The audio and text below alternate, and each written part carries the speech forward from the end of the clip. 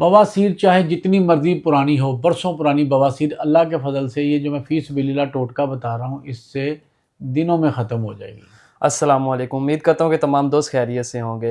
हकीम साहब, कोई एक ऐसा नुस्खा बताएं जिससे बवासीर जड़ से ख़त्म हो जाए। बहुत से लोगों को बवासीर का मसला, किसी को बादी खूनी, किसी को मोकों वाली बवासीर है और वो इसका ऑपरेट करवाते हैं, बाद में सारी ज़िंदगी पछताते रहते हैं। बहुत मसले पैदा हो जाते हैं, एक से बढ़कर एक मसला पैदा हो जाता है और लोग बहुत परेशान हैं। कोई ऐसा देसी घरेलू नुस्खा दें जो लोगों को इतना फ़ायदा दे कि लोग उसको बनाएं और आगे दोस्तों तक भी उसको शेयर करें, देसी घरेलू हो।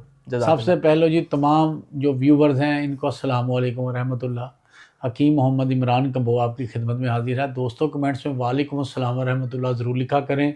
आपको और मुझे और सब देखने पढ़ने वाले को नेकियों में इजाफ़ा होगा और साथ इस वीडियो को शेयर लाजमी करें, बहुत से लोगों का भला होगा।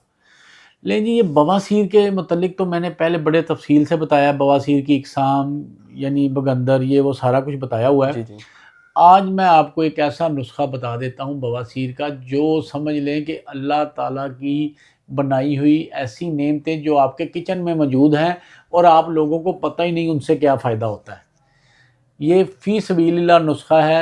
आप लोगों से रिक्वेस्ट है कि इस नुस्खे को फ़ी सबीलिल्लाह लोगों को बताएं और जितने मेरे हकीम बहन भाई ख़वातीन भी अब हुक्मा हैं उनसे रिक्वेस्ट है कि ये जो अगर आप नुस्खा सुने तो इसको आप लोगों ने फ़ी सबीलिल्लाह ही लोगों को देना है। अगर देने की हिम्मत ना हो, गुंजाइश ना हो तो फ़ी सबीलिल्लाह वैसे ही बता दें। इससे आपका भी भला होगा, थोड़ी बहुत नेकियां मुझे भी मिल जाएंगी और जिसको ये नुस्खा बताएंगे उसका भी भला हो जाएगा। बिल्कुल ऐसा। नुस्खा क्या है कि आपने पंसारी के पास जाना है। हल्दी करियाने की दुकान से नहीं लेनी, पंसारी से लेनी है, साबुत हल्दी की गांठें। ये जो हल्दी की गांठें हैं, इन गांठों को आपने लेके अच्छी तरह साफ़ करना है। अगर तो गंदी हैं, मिट्टी लगी है, इसको धो के सुखा लेना है धूप में रख के।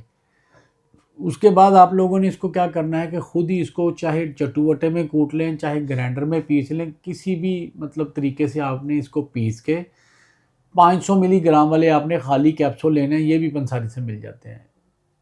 एक पाव हल्दी के काफ़ी ज़्यादा कैप्सूल बन जाएंगे। कम से कम एक पाव हल्दी आप ज़रूर लें। एक पाव हल्दी से जितने भी कैप्सूल भरे हैं आपने वो भर के रख लेने हैं। एक डब्बी में संभाल लें। 2 कैप्सूल सुबह और 2 कैप्सूल शाम को खाने के आधे घंटे बाद पानी के साथ आपने इस्तेमाल करने हैं। 40 दिन इसको मुसलसल इस्तेमाल करना है और 40 दिन हर किस्म की मिर्च नहीं खानी। काली, पीली, हरी, सफ़ेद, सुर्ख, हर किस्म की मिर्च बंद है 40 दिन के लिए।